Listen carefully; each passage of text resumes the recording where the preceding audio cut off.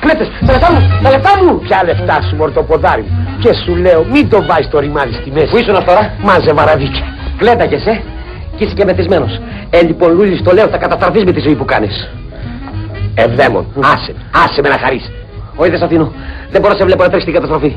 Τι θέλεις, μωρέ, από μια γυναίκα που δεν έχει ούτε ένα εικοσαράκι τρίπιο για πρίκα?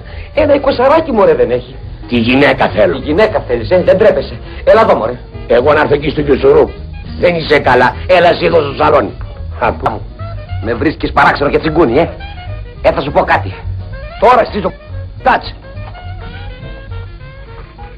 Μια Κυριακή με λιακάδα πήγα περίπατο στο γαλάτσι. Με τα πόδια. Ναι. Πού να πληρώσει εισιτήριο? Προχώρη. Κάτσε λοιπόν να ξεκουραστώ σε μια πέτρα. Και τύχα στα πόδια μου. Κάλους. Όχι, βρε. Μια μερβικοφολιά. Πηγαίναν και ερχόντουσαν τα μερβίγκια φορτωμένα σαν να μου λέγαν μάζευε Ευδαίμον, μάζευε Ευδαίμον. Σπόρο το σπόρο.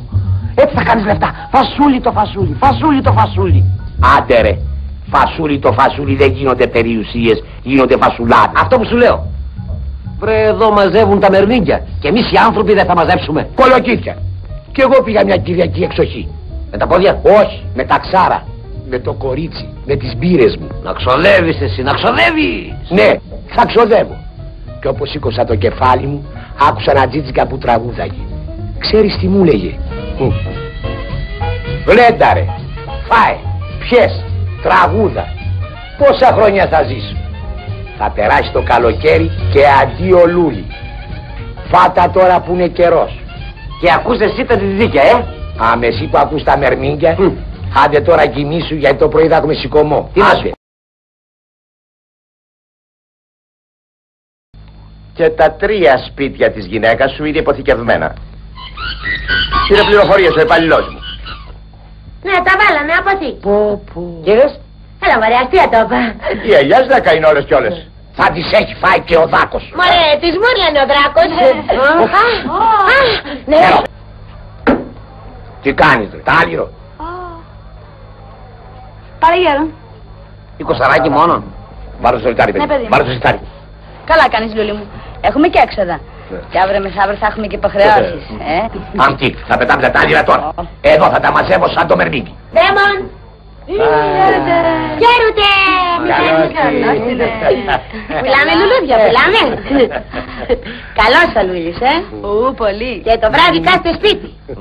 Ο δικός μου τρέχει. Όλο τρέχει να παραλάβει εμπόριο. Κατάλαβα. Πού πάει? Τρέχει το βράδυ για παραλαβές. Πόσα χρόνια θα ζήσουμε, Λούλη μου? Η ζωή είναι ένα τραγούδι σαν τα τζιτζίκια.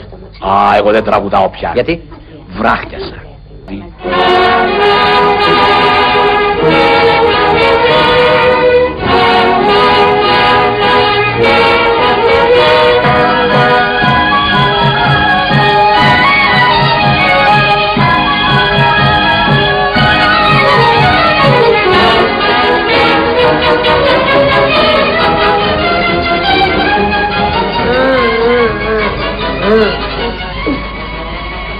Δέμον! Δέμον! Δέμον! Παραλαβές.